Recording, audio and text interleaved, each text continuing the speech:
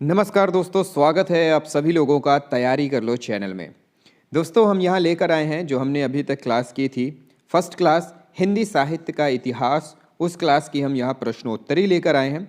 तो चलिए शुरुआत करते हैं पहले प्रश्न से।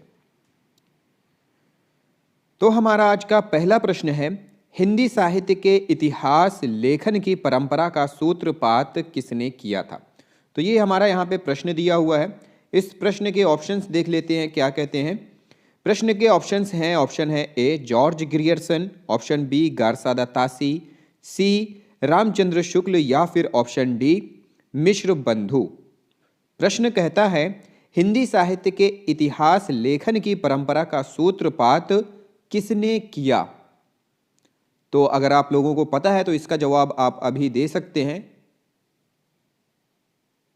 तो यहां पे जो सही उत्तर है वो है ऑप्शन बी, गारसा दा तासी ने सबसे पहले हिंदी साहित्य का जो इतिहास है उस इतिहास लेखन की परंपरा का सूत्रपात किया था। गारसा दा तासी ने किया था और उनकी जो रचना थी उस रचना का नाम था इस्तवार दा ला लेत्रेतुई एंदोई हिंदुस्तानी, जो कि फ्रेंच भाषा में थी। ठीक है, आगे बढ़ते हैं। अगला प्रश्न है, हिंदी साहित्य के इतिहास लेखन का सर्वप्रथम प्रयास किसने किया था।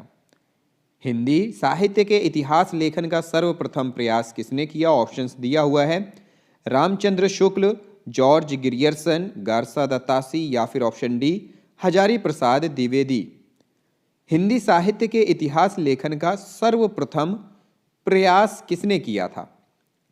तो सेम ऊपर वाले प्रश्न की तरह ही यहाँ पे ऑप्शन सही होगा सी, गारसा दा तासी ने। किसने किया था, गारसा दा तासी ने।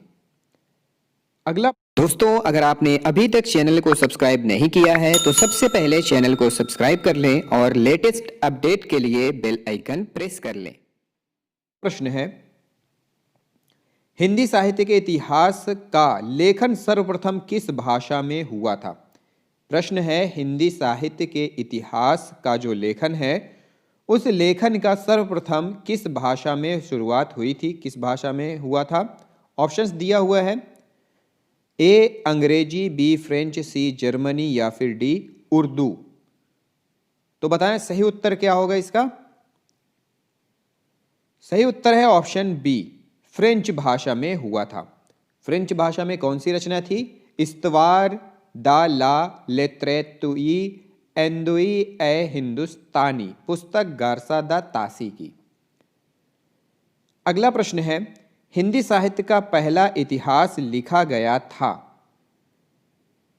कब लिखा गया था, किस भाषा में। तो यहां पे ऑप्शन है ए संस्कृत, बी जर्मन भाषा, सी फ्रेंच भाषा या फिर डी अंग्रेजी भाषा। तो यहां पे सही उत्तर जो है वो सही उत्तर होगा किस भाषा में लिखा गया था। हिंदी साहित्य का पहला इतिहास लिखा गया था किस भाषा में, फ्रेंच भाषा में। ऊपर भी हमने ये ऑप्शंस देखा है, फ्रेंच भाषा में। अगला प्रश्न है, हिंदी साहित्य का इतिहास लिखने वाले गारसा दा तासी किसके विद्वान थे। हिंदी साहित्य का जो इतिहास लिखा था गारसा दा तासी ने, वो किसके विद्वान थे। ऑप्शंस देख लेते हैं किसके विद्वान थे। ऑप्शन है ए अंग्रेजी, बी फ्रांसीसी, सी स्पेनिश या फिर डी जर्मन। तो इनमें से किसके विद्वान थे बताएं। फ्रांसीसी, फ्रेंच के विद्वान थे, ऑप्शन बी। अगला प्रश्न है, हिंदी साहित्य का इतिहास सर्वप्रथम कौन सी भाषा में लिखा गया था। ऑप्शंस है, यहां पे ऑप्शंस देख लेते हैं, संस्कृत भाषा में, जर्मन भाषा में, फ्रेंच भाषा में या फिर अंग्रेजी भाषा में। तो सही उत्तर यहां पे आप लोगों को पता चल गया होगा। सही उत्तर क्या है, किस भाषा में लिखा गया था, किस भाषा में लिखा गया था, फ्रेंच, ऑप्शन सी। अगला प्रश्न है, काल क्रमानुसार लिखा गया हिंदी का प्रथम इतिहास ग्रंथ कौन सा है। ऑप्शंस देख लेते हैं। ऑप्शन है ए शिव सिंह सरोज, बी इस्तवार दालाल त्रेतोई ए हिंदुस्तानी, सी तज़किरे शुवरी हिंदी या फिर D the modern vernacular literature of Hindustan. काल क्रमानुसार लिखा गया हिंदी साहित्य का प्रथम इतिहास ग्रंथ कौन सा है? तो सही उत्तर है कौन सा है यहाँ पे आप बताएं अपने विवेक से, अपने ज्ञान से। तो वो है the modern vernacular literature of Hindustan. सही है। आगे बढ़ते हैं। काल क्रमानुसार पूछा है तो ये होगा। और जो गारसा द तासी का था इस्तवार दाला लेत्रेतुई एंदोई हिंदुस्तानी, वो वर्ण क्रमांक था, वर्ण क्रम के अनुसार। चलिए आगे देखते हैं।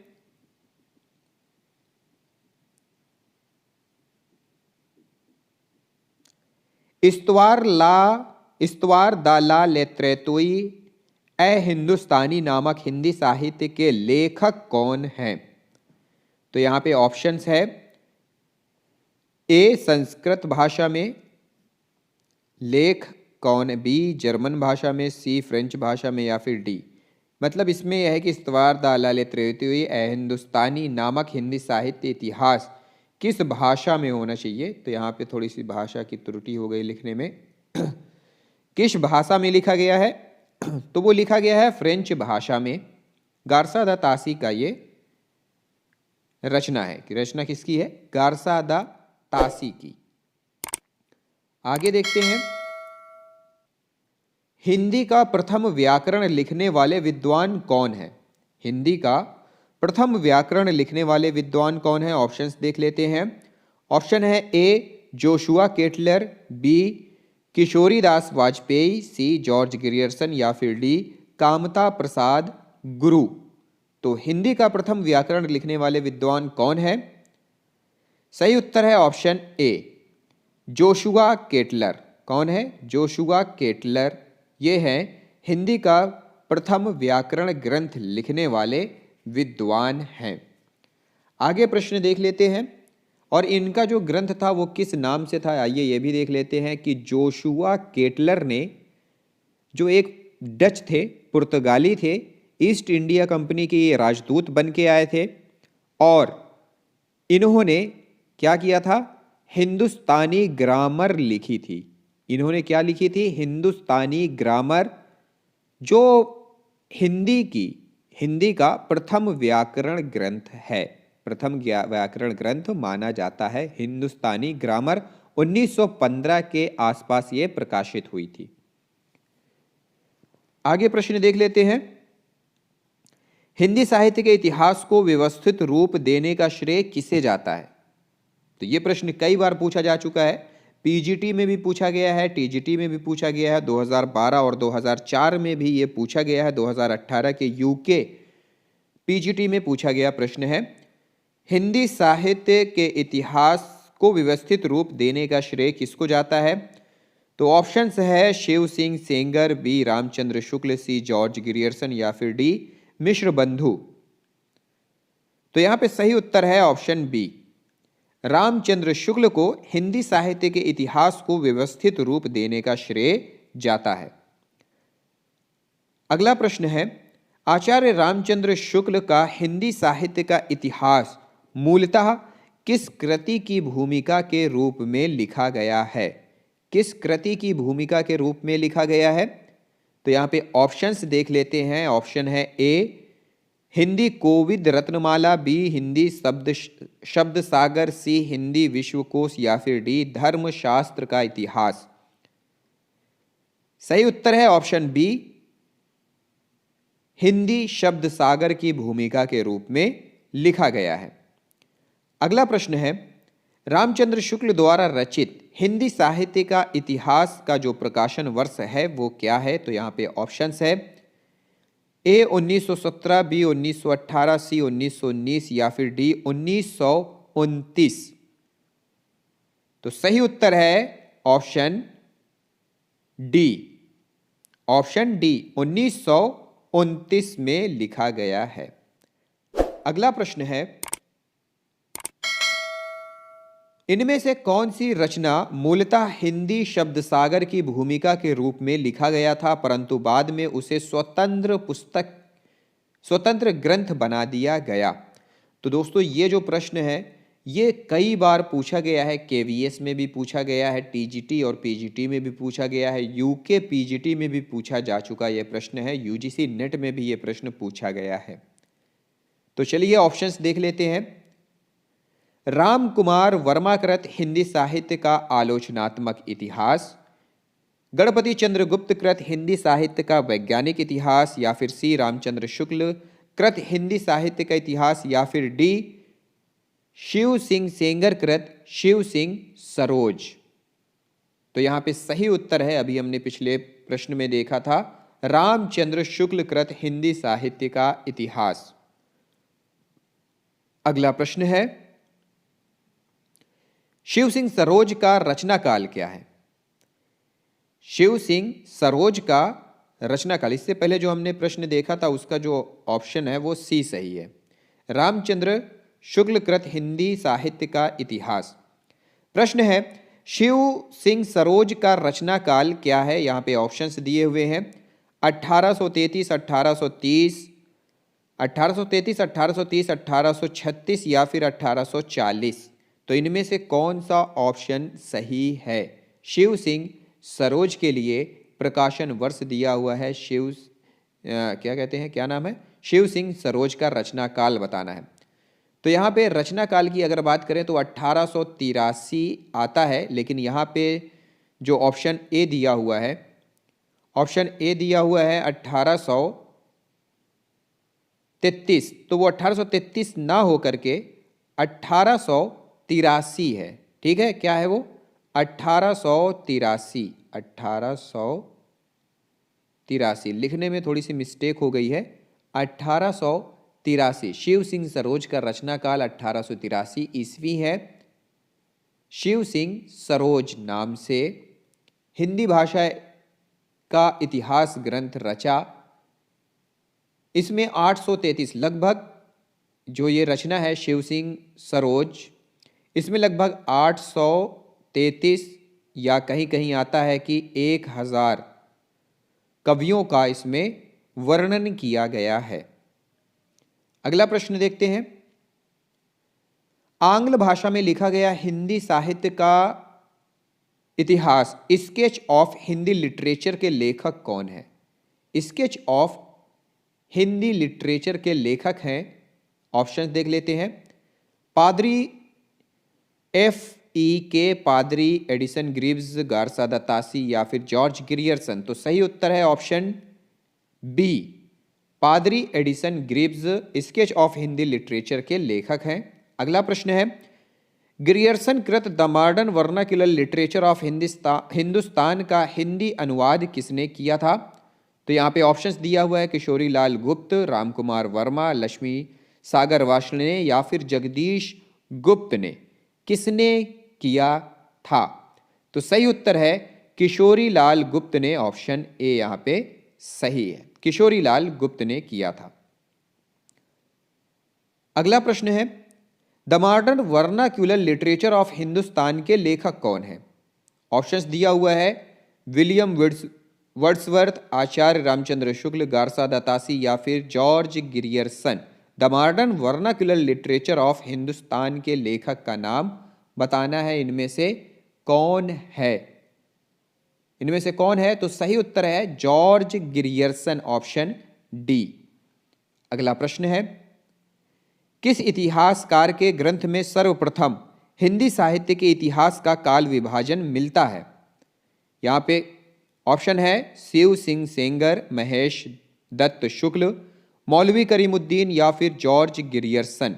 किस इतिहासकार के ग्रंथ में सर्वप्रथम हिंदी साहित्य के इतिहास का काल विभाजन मिलता है? यह प्रश्न कई बार पूछा गया है, कई बार यह प्रश्न पूछा जा चुका है कि किस लेखक के इतिहास ग्रंथ में सर्वप्रथम हिंदी साहित्य का काल विभाजन मिलता है? तो सही उत्तर है जॉर्ज ग्रियर्सन के, ऑप्शन डी। अगला प्रश्न है, किस इतिहासकार, किस साहित्य इतिहासकार ने काल विभाजन में सबसे ज्यादा कवियों का नाम प्रयोग किया है, सबसे ज़्यादा कवियों का, तो वो है, ऑप्शन देख लेते हैं, मिश्र बंधु, हरिऔध, गारसादातासी या फिर जॉर्ज ग्रियर्सन। तो सही उत्तर है मिश्र बंधु, ऑप्शन ए। इन्होंने लगभग 5000 कवियों का प्रयोग किया है, 5000 कवियों का यहाँ पे वर्णन किया है, उनके बारे में यहाँ पे जानकारी दी है मिश्र बंधुओं ने, मिश्र बंधु विनोद में। ठीक है, रचना थी मिश्र बंधु विनोद, लगभग 5000 कवियों का यहाँ पे वर्णन किया गया है। तो चलिए आगे देखते हैं, किस इतिहास लेखक ने अपने इतिहास ग्रंथ में लगभग 5000 कवियों का विवरण दिया है?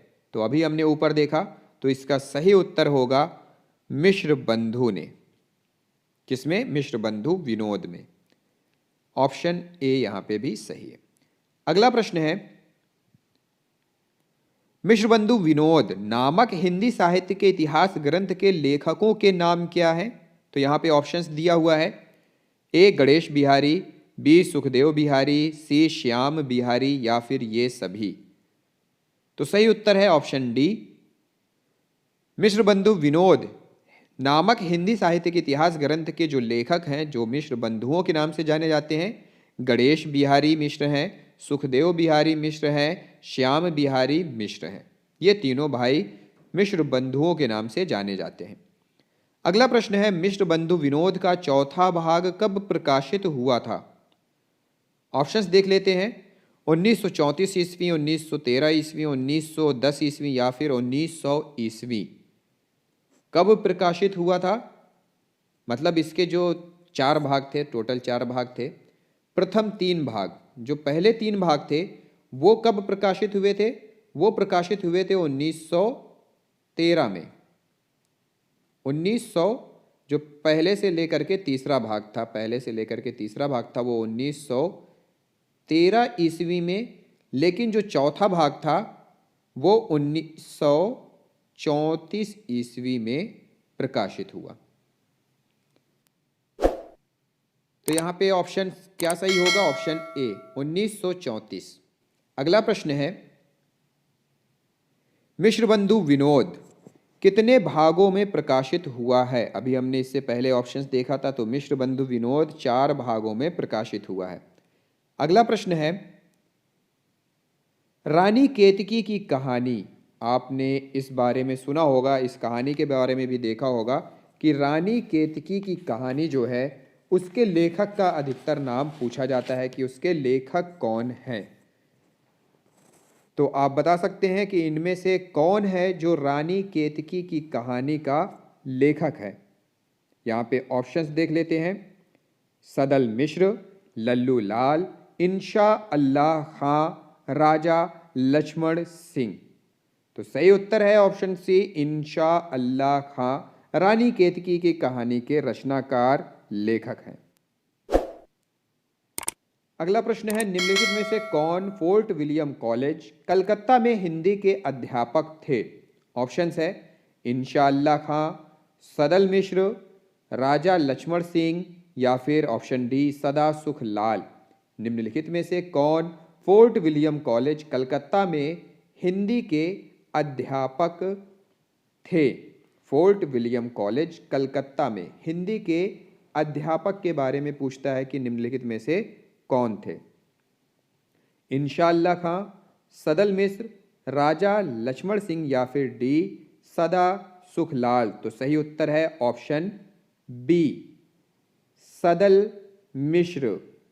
निम्नलिखित में से कौन फोर्ट विलियम कॉलेज कलकत्ता में हिंदी के अध्यापक थे?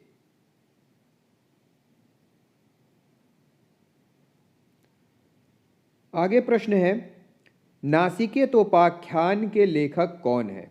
नासिकेतोपाख्यान के लेखक कौन है? ऑप्शंस दिया हुआ है, ऑप्शन है ए सदल मिश्र, ऑप्शन बी लल्लू लाल, ऑप्शन सी इंशा अल्लाह खां या फिर ऑप्शन डी राजा लक्ष्मण सिंह।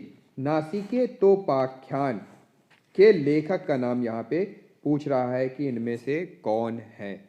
तो अगर आपको पता है तो कमेंट बॉक्स में जाएं और अपना जवाब हमें कमेंट कर दें कि नासिकेतोपाख्यान के लेखक कौन है।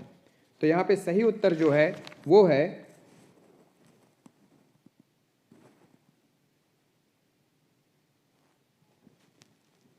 सदल मिश्र। क्या हो जाएगा? सदल मिश्र, ऑप्शन ए। यहां पे भी है ऑप्शन ए। अगला प्रश्न है, देख लेते हैं। सदल मिश्र था यहाँ पे हमारा जो ऑप्शन है, इसमें नासिकेतोपाख्यान के रचनाकार। अगला प्रश्न है, निम्नलिखित में से कौन फोर्ट विलियम कॉलेज कलकत्ता में हिंदी के अध्यापक थे? ऑप्शंस देख लेते हैं। इंशाअल्लाह खां, सदल मिश्र, राजा लक्ष्मण सिंह, सदासुख लाल। तो यहाँ पे सही उत्तर है ऑप्शन बी, सदल मिश्र। अगला प्रश्न है, नासिकेतोपाख्यान के लेखक कौन है? ऑप्शंस देख लेंगे। सदल मिश्र, लल्लू लाल, इंशाअल्लाह खां, राजा लक्ष्मण सिंह। तो सही उत्तर है ऑप्शन ए, सदल मिश्र। अगला प्रश्न है, इनमें से सदल मिश्र की रचना कौन सी है? यहाँ पे ऑप्शंस दिया हुआ है, रानी केतकी की कहानी, प्रेम सागर, सुख सागर, या फिर नासिकेतोपाख्यान। इनमें से पूछ रहा है कि सदल मिश्र की रचना कौन सी है। तो यहाँ पे सही उत्तर होगा हमारा नासिकेतोपाख्यान, ऑप्शन डी। अगला प्रश्न है, इंशाअल्लाह खां द्वारा रचित रानी केतकी की कहानी का दूसरा नाम क्या है? ये प्रश्न कई बार पूछा जा चुका है कि इंशाअल्लाह खां की जो कहानी है, रानी केतकी की कहानी, उसका हमेशा दूसरा नाम पूछता है कि क्या है। तो ऑप्शंस देख लेते हैं क्या है यहाँ पे।